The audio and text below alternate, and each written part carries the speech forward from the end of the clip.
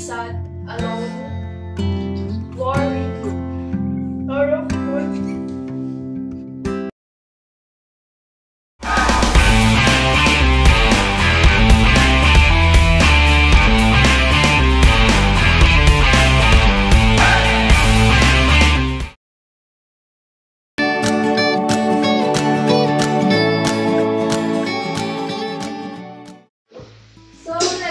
By getting to know you a bit better, can you share a little about your background and how you met? I was born in Zamboanga, but I live in my mother's hometown, which is Balbalasa. I finished my studies there, both grade school and high school. It is my high school era that I met Daniel. Third year? Yes, you were in your third year and I was in fourth year. Ah, so 1 year lang that mo? I was walking up the hallway.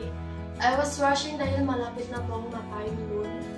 I had so many books in my hands and it was so heavy that as I was rushing, I slipped and my books fell as well as my glasses. And as I was collecting my books, I felt a heavy presence in my front. Hindi naman po siya heavy. Yung may na-feel lang akong kakaiba. And as I looked up, it was a bit blurry, but he was handling me my glasses. And my hands trembled as I was putting back my glasses. Naka-skateboard po siya noon, yung time na yun. Yung aura niya po ay parang gangster. May panyo siya sa ulo. Malaking naka-bubble gum and out of nowhere. Butterflies in my stomach for the very first time. Ah, so na-love at first sight ka? Opo, parang gano'n na lang po. Ah. Iba po talaga siya noon. Yung gangster pero may kakaibang side. And a beautiful side of him that you will never expect a gangster has. Palagi po talaga kami nagkakasalubong. May time po na nasa library po ako noon. Mahilig po kasi talaga ako magbasa. At nagkataon na yung libro po na gusto kong basahin ay hindi ko po maabot.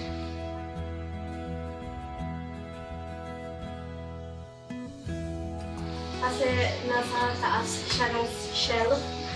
And I felt a heavy presence at my back. He touched my hands and we reached for the book that I wanted to read.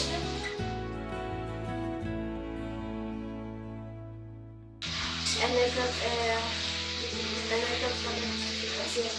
again. So ikaw naman, Daniel, may feelings ka na rin ba para sa kanya yung first met? Nalimatanan na po. Na may gusto sa kanya? Opo, bago niya po ako makilala. Kilala ko na siya. I was following her, not literally of her. The day we always bump each other was not accidentally, it was only the time po kasi na nakilala ko siya. Pinsan niya po kasi yung isang pangbarkada na sabihin magkasama sila ay nakikita ko siya. So, nalabas-side ka rin sa kanya? Opo, yung nakuha niya agad yung attention ko. By the time I saw her, I feel something in my stomach. Kaya sa tuwing may pagkakataon akong kapulit para makita siya, ay sinasagad ko na.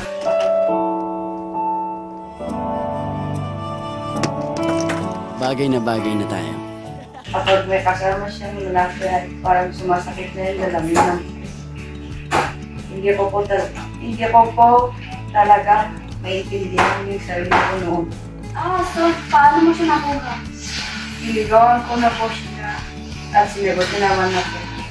So, bali ilang years kayo noon? 3 years po. Matagal na pala kayo noon. Pero nung college kayo, anong nangyari? Bakit desisyonan mo maghiwalay na lang? Ako po talagang nag-decide na mag-separate ka na because we had different goals. He studied in Tabuk while I studied in Zamboanga. It was really hard to accept but I stayed strong. Bali, LDR po kami noon. There are days that I feel something because as I was busy loving him for afar, I was already loving someone else. Ouch, ang sakit naman. So, paano mo nalaman? Sorry po. Sige, okay na. Nalaman ko po sa aking pinsan na kaibigan niya. Bali po nakaramdam na po ako ng kakaiba bago ko pa nalaman. Sa tuwing tinatawagan ko siya, hindi niya po ako sinasagot. And minsan, he is busy calling someone. I really felt something that made me sad, alone, worried, sorrowful. Naging cold po talaga siya sa akin. Pati kasi chat ko sa kanya, isisin niya lang. Kaya I felt na parang nilalamig ko siya. Kaya, na-desisyonan ko na maghiwalay na lang. So, paano mo sinabi sa kanya? Ano naman ang reaction dahil yung sinabi mo sa kanya? Nag-chat po ako sa kanya. Pagkatapos nun, iblinang ko na siya at in-unfriend. I really cut ties on my connection. Kaya anong sagot ni Daniel? Maghabol ba siya? Hindi po, para wala siyang pakialam. Pero paano kayo nagkabalikan? As I read all of her chat, unfriend me and block me, ay nakaramdam ako sa kirot sa aking puso ng sakit-sakit. I really regret what I did to her and I just couldn't handle my guilt anymore. So as soon as I heard na babalik daw siya sa Balbasang para magpakasyon, I really did ways to change para makabawi sa kanya. Bumalik po talaga ako. So, anong ginawa mo? Paano mo ulit nakuha ang loob niya? Nakadating na po ako sa Balbasang. Wala na po ako. Sinayang na oras. I did everything, every possible just to get her back. And she really never disappoint. Catherine, ano naman tumasok sa isipan mo para balikan siya? After all, dito yun. Nung niligawan niya po ulit ako, ay nakita ko po sa mga mata niya na talagang sincere siya. At siya kasi ang first love ko at talagang napamahal na po kasi ako sa kanya. Pagdating ko kasi sa kanya ay nagiging Galing naman sa love story mo. Nasa tuwing nakakinig ako ay parang nasakigan ako. Nakakakilig talaga. So, ano naman ang advice nila sa mga couple na kalala mo? sa lahat po ng couples dyan, keep strong, huwag kayong mawalan ng hope at huwag niyo hayaan ang LDR na sirain ang relasyon niyo.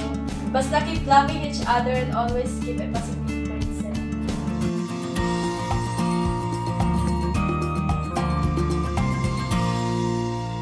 Thank you to the both of you. It is a pleasure to have you today. Until then,